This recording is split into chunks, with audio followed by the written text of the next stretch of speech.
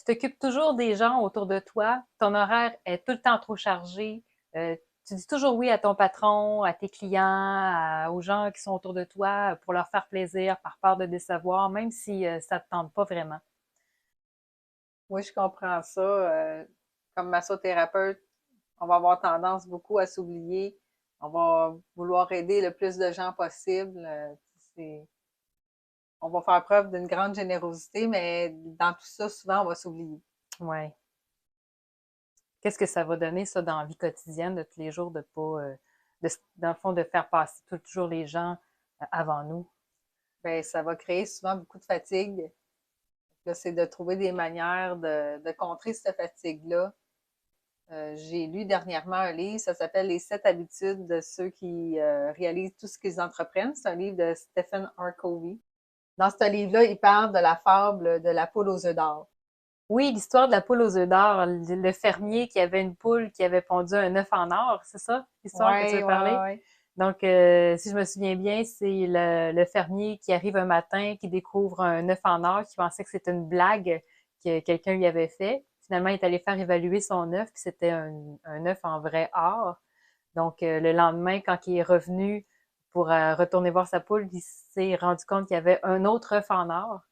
Il s'est mis à vouloir de plus en plus d'œufs d'or parce qu'avec les œufs d'or, ben là, Il il se, devenait riche. ouais, il devenait riche, il s'achetait plusieurs choses, puis il est devenu avare de ces œufs-là.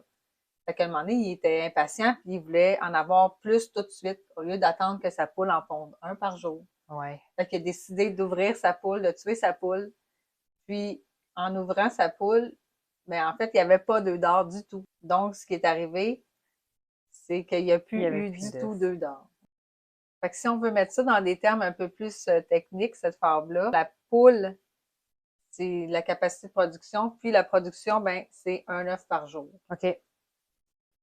Fait que si nous autres, dans la vie de tous les jours, on ambitionne sur notre énergie, sur ce qu'on est capable de donner, ben, à un moment donné, on ne pourra plus donner le meilleur de nous-mêmes.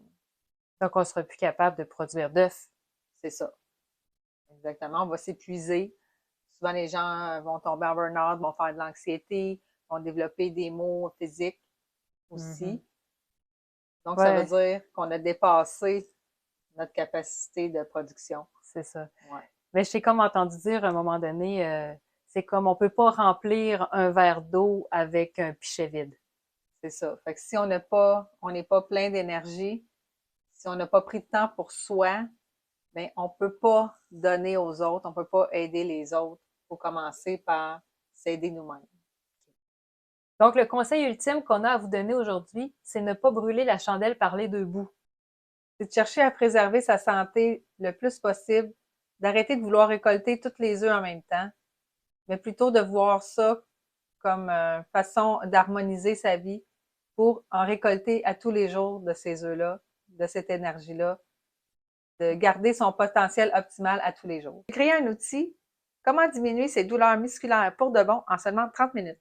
Le lien est sous la vidéo.